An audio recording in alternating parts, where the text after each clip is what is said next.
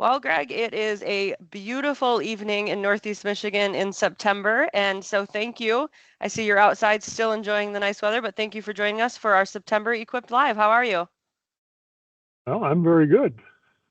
Yeah, I see some leaves changing colors behind you. It's kind of sad to see, but I know we're getting into that time of year. We are. Yeah, so I want to do a couple of announcements first. For those that don't know, my name is Jackie. I'll be leading us through this today. We've had a couple of questions submitted, so we still have some more to talk about today. We do definitely have room for additional questions. So if anybody wants to submit any questions, they can send those to myself and I'll get them on the list for future events. I did warn Greg though already that I have a bunch that I'll be adding. So I guess he started sweating when I said that. So we'll see. I'll add my own questions to it. And then we did, and I'll announce this at the end as well, but we did pick a date for October. So October 20th will be our October event. With that being said, Greg, are you ready for your first question? I believe I am. Okay. So this is from Leslie Davis. She works with ITS, and she says, what strategies do you implement in your life to maintain a healthy work-life balance? Now, before you answer that, I know we talked a little bit about this, and your answer was something along the lines of work is your fun and your work. And so I want to kind of look at that from a little different perspective, perhaps. Maybe put on the hat of if somebody does truly want a work and personal / fun life, that's not all the same thing. Maybe what would your advice be to that person? So if you could incorporate some of that, it could be helpful. Yeah, I don't really have a good understanding of what the difference is between life and work. And some of the questions might be is thinking work? Or if I don't get a return on my effort until maybe a year later, like working on improving my house or improving a vehicle or just fun things, is that work? And I'm kind of amazed by all the small tractors and the equipment that you see running around. It sure seems to me that there are a lot of folks that really enjoy working apparently with the dirt and kind of working like farmers. But is that work or is that fun? And if a farmer also has a part-time job or has a full-time job, is he working when he's on the farm? Or so I struggle with that. I tend to view that more as an inward focus as opposed to an outward focus. And I think maybe that's a big difference. And so if you look at if people are serving some higher purpose, and a lot of times when somebody talks about serving a higher purpose, I think religion, and that certainly is one. But maybe you're trying to improve the local economy, or maybe you're trying to work in politics at a national level, a local level, but it's a bigger purpose. Is that work or not? I'm not sure I really even understand that. But basically the question was my strategy. Whatever that is, work or life, my strategy is to try to end every day with the world being a little bit better than it was yesterday. And that can be as simple as just smiling at somebody, or picking up some scrap and throwing it in the garbage can, or opening a door for something. It doesn't need to be a big deal, but it can be. I mean, you can do some bigger things for folks. And I don't know if that's work or not, but that's kind of how I view it. And I think maybe the thing that causes some of the confusion too is if you look at where people are at, whether they're early.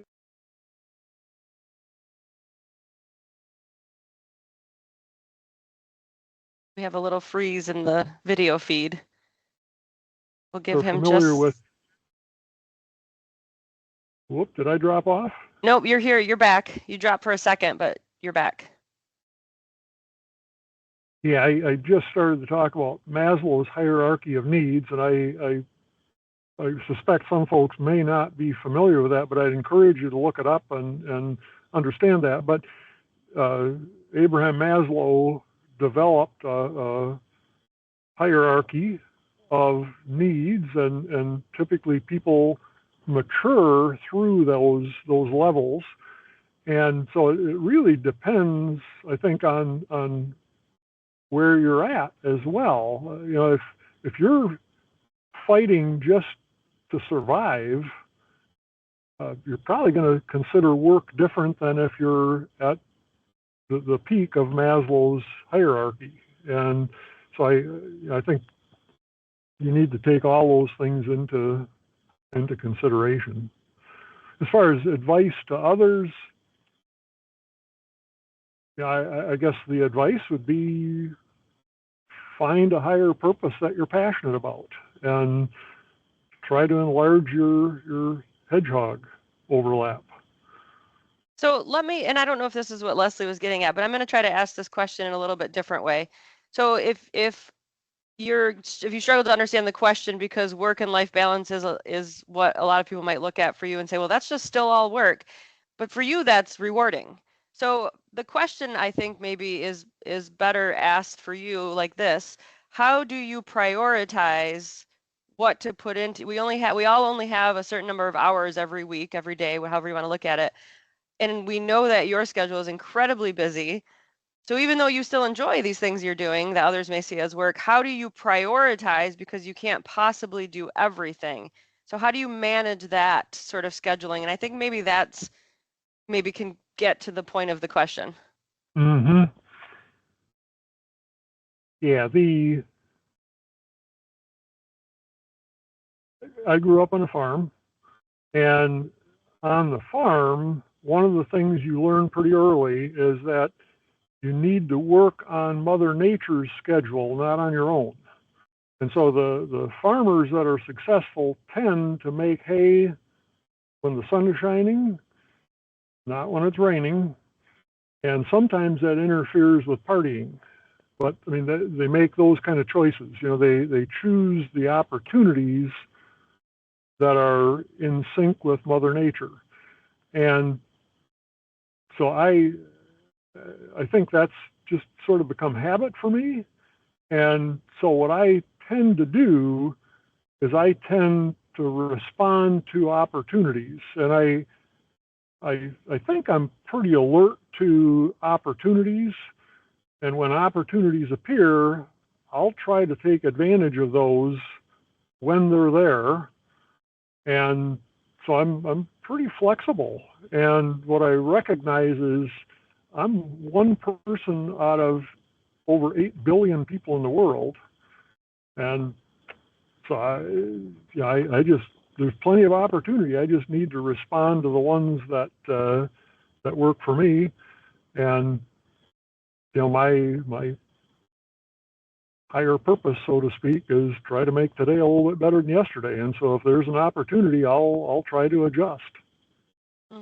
I had a leader one time who I really have a lot of respect for. She said, do things that take you closer to and not further from your goals. And that's not just work, but that's also life as well. So, you know, you mentioned partying. Is going to a party every Friday and Saturday, is that taking you closer to or further from some of your personal goals for yourself? So look at your life that way. And that was incredibly helpful for me Mm-hmm. and viewing my time. Mm-hmm. So let's move on to the next question. Again, Leslie Davis submitted this one as well. And she says, how do you encourage strategies with your leaders and teams to maintain the same while also meeting the high performance standards that are expected daily? Well, I I don't want others telling me how to manage my life and how to define work versus pleasure or life. So I apply the golden rule. I treat others like I want to be treated. Mm-hmm. And so but how do I encourage strategies? I guess the things that I try to do that probably are aligned with that are,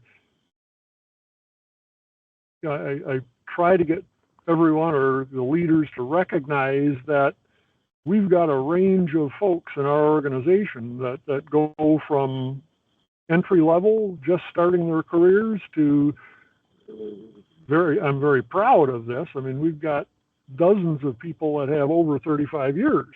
And so that's a pretty wide range. And some of those folks are very competent part-time team members.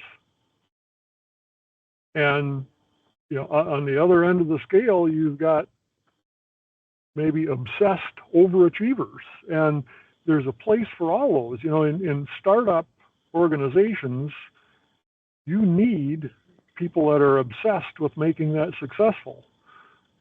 But there's also room for part-time folks that want to work,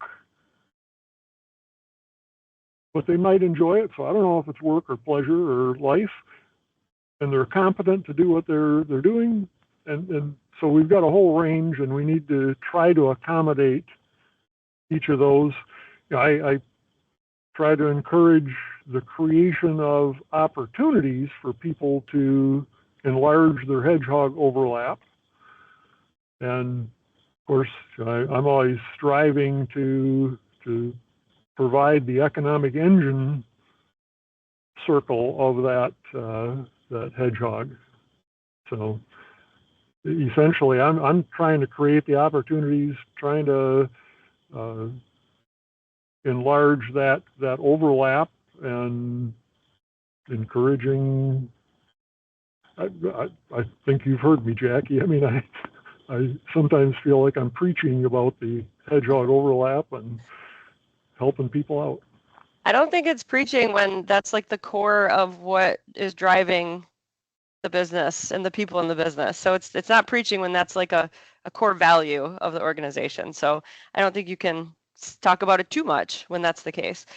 So some leaders really struggle with when they see a team member doing something different than they would do it, but it's still getting the result. Some really struggle sometimes with not just stepping in and saying, "Oh, do it this way," but you seem not to do that. So how have you, was that always just natural for you not to step in, or did you have to learn that along the way?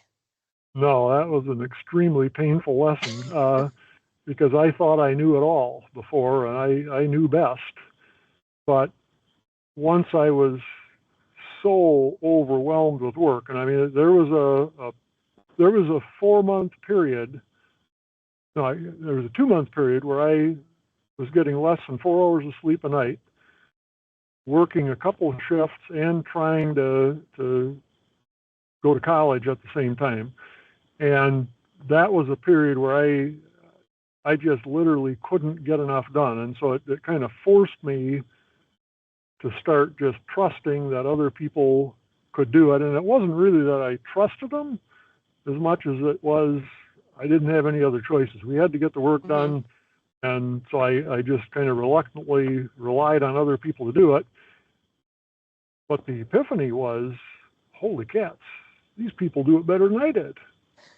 And that was a pretty major shift for me. And it was still hard to get through that. Intellectually I knew that, but it was still, the habits were still there. I just thought I was really good, and it took me a while to figure out that, not really. There's a lot of other people that are better. Yeah, and that's another quote that I'll say that's a leader once said is, "Do what you do best and hire out the rest." And I think that's a lot of the concept behind the IFMC, being very good at something in particular. So we are right at 6:15, and we have this other question that I really, really like, but I'm not going to ask it because the answer is way longer than taking us just 1 or 2 minutes over. So we're going to stop there for today. That being said, again, October 20th is the date of the next Equip Live. Greg, do you have any final thoughts you'd like to share today? Well, you know, the one thought, actually two that come to mind. There are two quotes. The one is by Wayne Dyer, and he talks about if you change the way you look at things, the things you look at change. And I think that applies here to work and life. And are you chasing a higher purpose, or do you have kind of an inward focus? And so I that comes to mind. The other one that I really like is an absolutely wonderful philosopher by the name of Arnold Schwarzenegger. And his saying is, stay busy, be useful. So there you go. He's best known for his philosophical conversations, yeah. But that's really good. I like that. So 2 excellent quotes for us to end this with today. Thank you, everybody, for watching. Greg, thank you for your time. Go back and enjoy the, hour or 2 of sunshine we have left today. Well, thank you. Have a good evening, everyone. Bye-bye.